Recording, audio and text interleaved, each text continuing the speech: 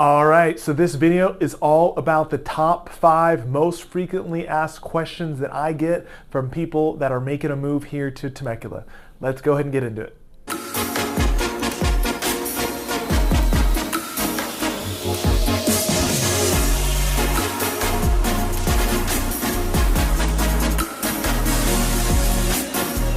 Hey guys, hey again, my name is Justin Short. I'm a realtor and team leader with the Short Real Estate team here in Temecula, California at Keller Williams. And this video is all about the top 5 most frequently asked questions that I get from my clients that are making a move here to the city of Temecula. So most of you guys, when you reach out from watching these videos off of YouTube, usually you guys are relocating. Sometimes it's people here locally, but usually it's people moving from other parts of Southern California, from Northern California, or most of you guys are coming from other states. So these are big moves, big relocations. And a lot of times you just don't know a ton about the area. I'm sure you've done a lot of research and Googled and Zillowed and all those types of things. But when you're uprooting your family and making this big move, obviously it's a big process. And these are questions I get from clients. So I thought this would be a real helpful video to make. Hopefully help cover some good information for you guys to help you out with your research and with your search. But before we get to all the information, if you are liking real estate videos like this, please do me a favor. Please hit like, please hit subscribe. Obviously it helps me, it helps my channel as we try to continue to grow it. And then if you guys have any real estate questions, you can feel free to reach out anytime. So you're gonna see my information either down below the video or at the end. You can feel free, you can call, you can text, you can email me. That is my personal cell phone. Of course, love to help answer any questions you may have, help point in the right direction, give you recommendations about different areas or neighborhoods or even some of the surrounding cities. Or of course, if I can help you out with your search, I would love to do that. So that's how I earn a living. So I'd love to earn your business and be a resource for you here and be the one to help you out with your search. But cool. So you can see my information. You can feel free to reach out. But let's get to my questions. We'll go over the top 5. And usually like when you guys are reaching out to me, we're gonna do some type of a consultation. Sometimes it's in person, a lot of times it's over the phone or through Zoom, where we're talking about the different area and kind of what your goals are, what you're hoping to accomplish, and timeline, and what you're looking for in a house. And a lot of times you have questions about the area. But one of the question number 1 for me, and probably the most common question that I get from people is, what are the neighborhoods that we should avoid?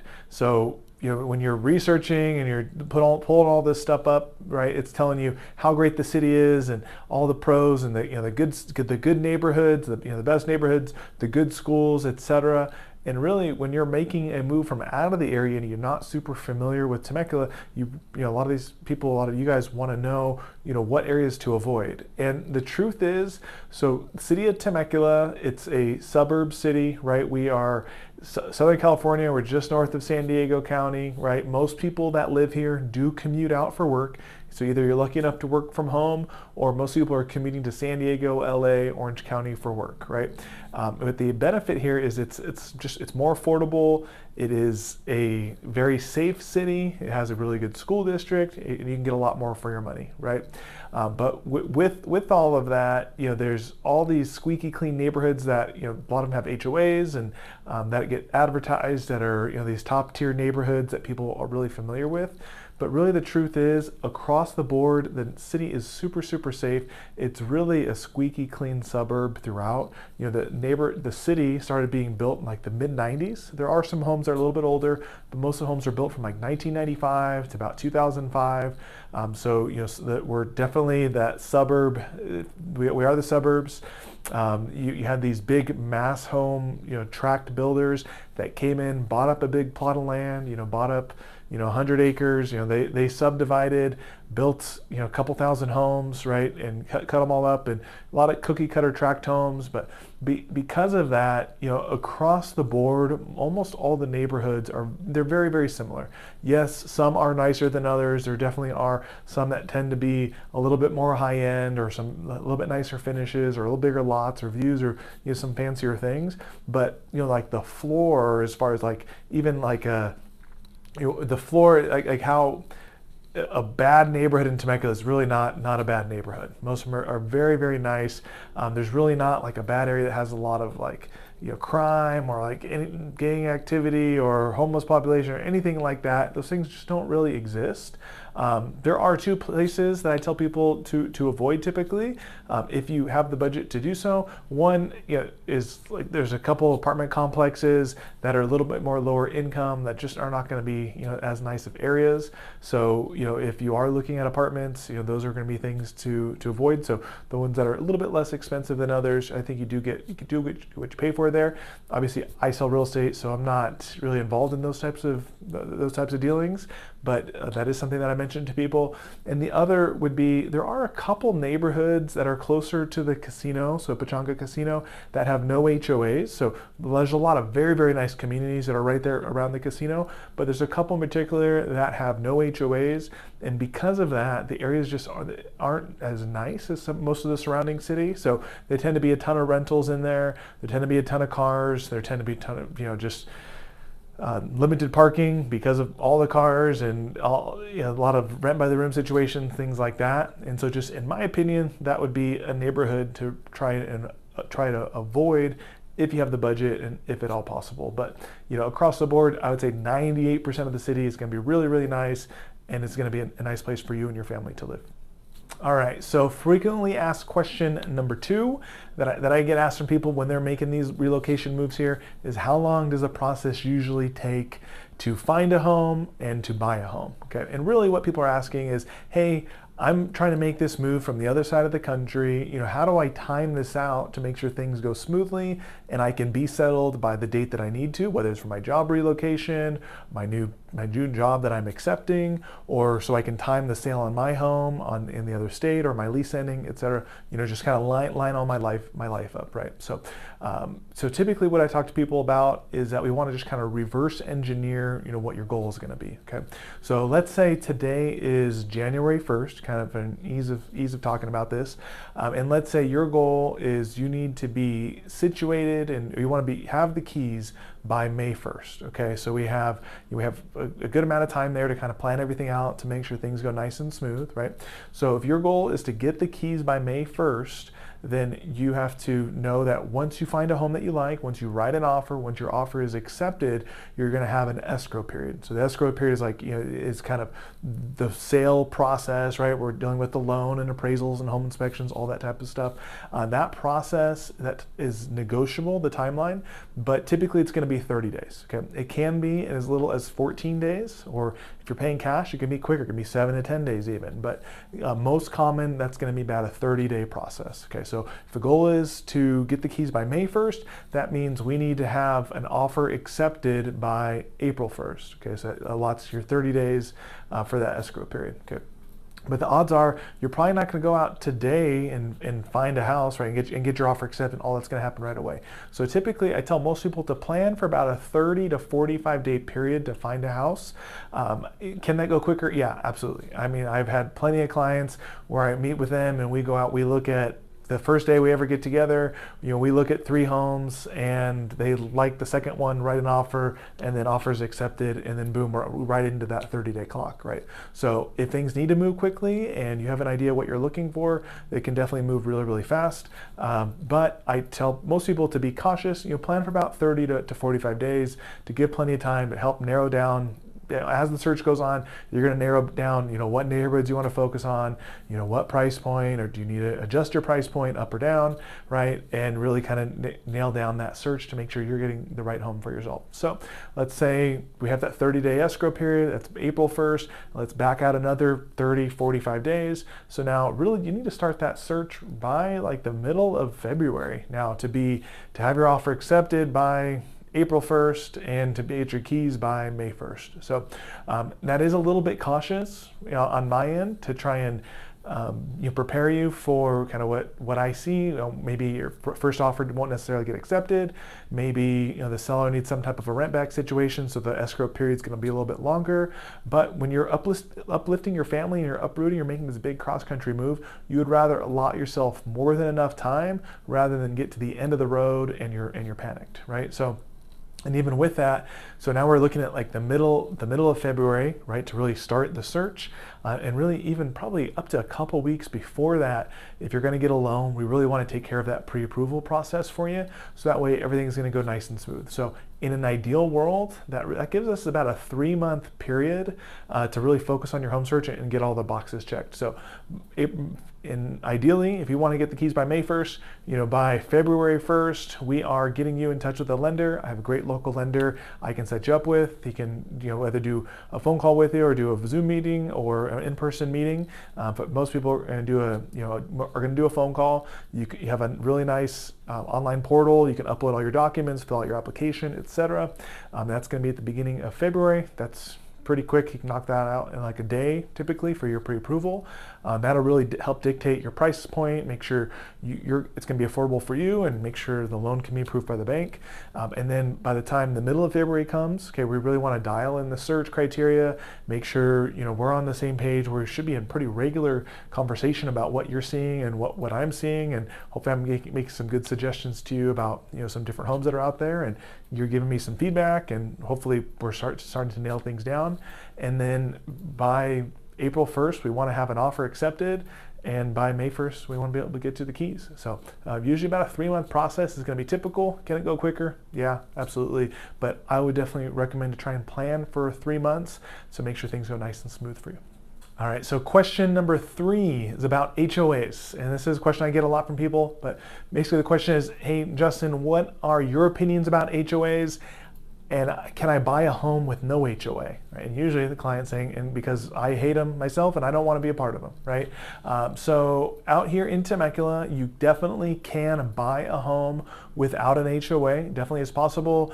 I looked for an exact stat, couldn't quite find it, but I would estimate that probably about 40% of homes out here, single family homes, have no HOA. So it's definitely possible. They do definitely exist, right? A lot of the neighborhoods that you'll hear me mention in a lot of my videos are regarding neighborhoods that do have an HOA, and that's just because they tend to be named. The HOA has a name, right? It's easier to refer to them, and they tend to be memorable for people because that's the name of the park, or that's the name of the clubhouse, or whatever it is, right? But there are definitely many homes out there with no HOA. So if you are totally opposed to that, you can definitely find a home without one. And I have a lot of clients that prefer no HOA, right? Personally, my personal preference, I do like an HOA. I like a low-cost HOA. I've lived in no HOA, I've lived in a low-cost HOA, and I've lived in a high-cost HOA. That's where I'm at now. But so my experience, and the reason I like the low-cost HOA is because you do have some rules that are in place, which I think can be both good and bad. The good part of that is if you live in a home that has an HOA, your neighbor across the street, they can't paint their house pink, right? They can't do something really weird that's like an eyesore that you don't want to look at all the time. They can't park their cars in the driveway. If they have to maintain the house decently and really the property decently, so if they don't mow their grass, or if they let all their grass die, the HOA is going to send them a letter, and they're going to start fining them, right? And that's going to cause them to fix it, right? If the sun has beat on their garage door for the last 15 years and it's faded and it's all white and not great to look at, I don't like looking at it, right? The HOA is going to send them a letter and say, hey, your house is not up to snuff, you got to go ahead and fix it, right? So stuff like that, I think is a good thing, and I think helps keep the neighborhood well kept. It helps make it pleasant for everyone to live in, and that's kind of what my personal preference is, right? Other people have different opinions there. The downside to that is people can feel like the HOAs are going to have their thumb on them and really make a big deal out of everything. Again, rule of thumb, the higher cost HOA, the higher cost that the higher HOA fees that you pay, the more strict the HOA is going to be. So the lower cost HOAs tend to be a little more lenient. Like they're not like super picky about every single little detail, right? But overall, if your property really starts to slack, they're going to let you know. They're going to give you notice and say, hey, you need to fix it. And if you don't, they're going to fine you. On the other side, the real high expensive HOAs, which is actually, like I said, where I live now, it's over a couple hundred bucks a month that we pay per month for the HOA.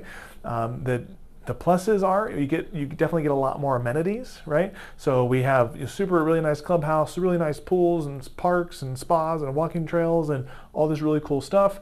The downside to that is when they're more expensive, the HOA is super picky, and they can really start to be a thorn in your side. So they're very particular on the improvements that you make to the front yard, improvements you make to the backyard, some of the detail about, hey, what type of plants you can put where, or what are approved plants, what are not. There's theoretically, like my neighborhood actually has a rule about how many cars you're supposed to park in your garage. It's not something that's really followed very closely or really regulated at all, but it's still a rule, right? And so when you start getting all those things, that can definitely feel like someone has your thumb on you and starts to become a pain. So I personally have enjoyed most living in that low-cost HOA because it kept the neighborhood nice, kept things nice and clean, but I didn't feel like they were really, were a thorn in my side and really a pain all the time. So no HOA, obviously the least expensive. Low-cost HOA, really what that is, that's usually going to be about somewhere between about $40 to $100 a month, I would say, is like low cost. So that $40 HOA probably doesn't really have any amenities. Maybe there's a community park, that type of thing, but more or less just kind of some rules in place to make sure that to make sure the neighborhood's well kept. Up to about $100. Once you get closer to that $100 range, that's going to give you like some more amenities. So like community pools, community spas, more community parks, more walking trails, things like that. And then once you get up to the high-end stuff, then you start getting nicer amenities. They're probably newer, they're squeaky, they're pretty, they're updated, and they're more thorough in all the maintenance and all that type of stuff. And there are more amenities, multiple pools, things like that. But you're gonna have the rules as the trade-off. So like I said, that goes up to over a couple $100 a month. And then you start getting maybe some gates and guard gated, things like that. So those are my opinions. You're the one buying the home, not me, but those are my opinions on HOAs. And all three of those do exist in the area. It just depends really what you're looking for. All right, so question number 4. So I live out of the area, how can I buy a home in Temecula? So, and this is something that I help a lot of people with. I would say, I think more than most any other agent in the Valley, I help people that are relocating here. A lot of you guys reach out, from here, through the videos and through other sources as well. But I've helped a ton of people relocate. And I think I have more experience with this than probably most anybody. But you definitely can buy a home if you are not here in the area. What I recommend, I think the best thing to do in that process is to get on a plane or drive, however it is you're getting here. But I would come to Temecula and make sure this is really what you want to be. So I would call that like your exploratory trip, right? So come out here, drive around a little bit, drive through the neighborhoods. We can definitely get together. We can meet up for coffee, or maybe go look at some houses, or have a conversation. And I can point out some things I recommend for you to check out. I have a couple PDFs that I can send you about some neighborhoods that I recommend to drive through, some restaurants that I recommend to check out, stuff like that. But I would definitely recommend you make that exploratory trip to come and check off that box and make sure Temecula is the area for you. Have I had clients buy homes in Temecula without ever coming here? Yes, I have.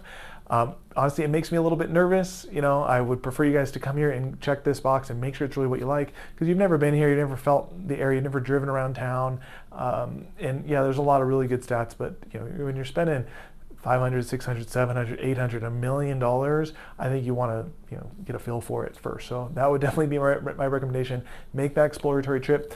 From there, if it's timing works out where we can do some showings in person while you're here, great. If you're able to make more and more trips here, for showings in the future, that's awesome. Or if not, we can definitely do virtual showings. So that's something I do a lot with people, where I stop by. We either do like a stream, or I do a video recording. I can upload it to you. That way you guys can browse through the recordings at home and kind of go through that.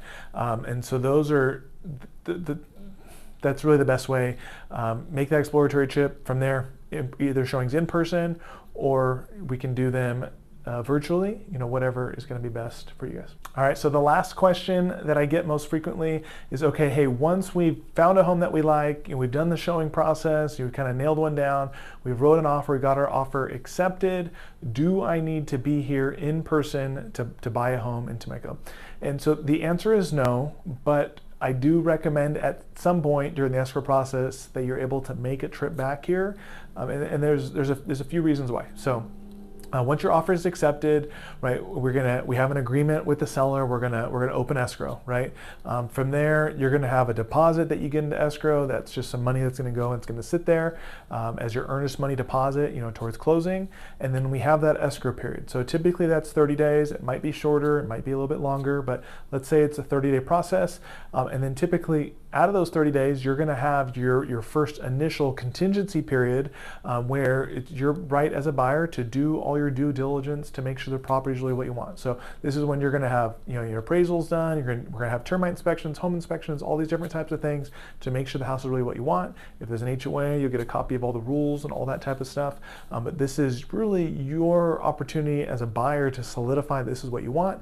And for the most part, if during that process, if you decide you don't like this home, or the home does not work for what you're looking for, or let's say the home inspection is terrible and it says, hey, this house is no good, you're going to be able to cancel and get your deposit back for a lot of different reasons. So we would have to talk more about some of the specifics on that, but for more or less, if there's issues, you would be able to cancel, get your deposit back, right? So that's a very, very important timeline, because once we're through that period and you remove your contingencies, then if you don't close the escrow, then you're probably going to lose your deposit, and that's a big deal, right? And these deposits are usually $5, $10, $15, $20,000, so that's a big deal. It's a big timeline. So what I recommend for most people is that once we have an offer accepted, when we do the home inspection, that is a great time and really the most ideal time for you to make another trip back to California. So if you're here for a showing, great. If you're able to make a second trip, during the home inspection, that would be the most ideal.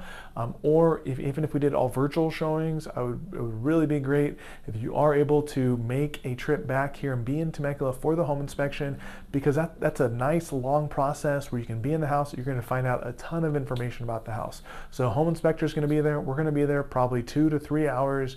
This is your opportunity as a buyer where you can sit down, sit in the property for a while, to really take in the neighborhood. When we did that initial showing, a lot of times we're in the house for like 10 minutes, 15 minutes, 20 minutes, not a long period of time. But home inspection, we're there for a long time, 2-3 hours. You can really take everything in. The home inspector is going to tell you all this information that they found out about the house, a lot of good things and a ton of bad things. You want to know all the bad stuff. They're going to tell you everything that's wrong with it, everything they could find at least, and they're going to tell you a lot of good information. So, and it's a lot easier when you're getting this bad information. When he says, hey, there's a leak in the roof, and he can walk you over and show you, like, hey, you see that water spot? Like, that's where the leak is, right? So it's a lot easier to see that in person and understand it rather than through picture or video. So that would definitely be something that I recommend, is to be here in person for the home inspection and have that be your other time to plan to be at the house. Do you need to be? No. If you are unable to come or unwilling or just it's not in the cards, then you can do all this virtually. You will get a copy of the home inspection report. We can definitely do a phone call with the inspector to review everything with you, and I can do some videos for you in person as well. And the other kind of aspect to this question that people ask is, hey, at closing, once it's time to close and getting ready, time for us to close the escrow and about time to get the keys, do I need to be here in person for that? And the answer is no. So in California, all that you need to do is meet with a notary. You can do that from anywhere in the U.S. and really almost anywhere in the world where they can set up a notary for you, where you're going to meet with the notary, you're going to sign your documents, all your loan docs. That all gets shipped back here to California and gets recorded. Your loan funds and your title change is recorded, everything's official. But some other states, a lot of other states have like an official closing table where everyone sits down at the end and we all powwow and shake hands and exchange keys and checks and stuff like that. California does not work that way. You as a buyer, we'll meet with a notary a couple days before closing, and you'll notarize everything. Everything else gets taken care of, from wires and bank transfers and recordings and things like that, without you being present. So no, you don't necessarily have to be here in person, but I would really recommend to be here for the home inspection, to check that box, make sure you get a good understanding of what it is you're buying, and make sure you're happy with the home that you're buying. So anyways, hope that's good information. Hope I didn't ramble too much there, but feel free to reach out if you guys have any questions. You can call, you can text, you can email, and hopefully talk to you soon. Thanks.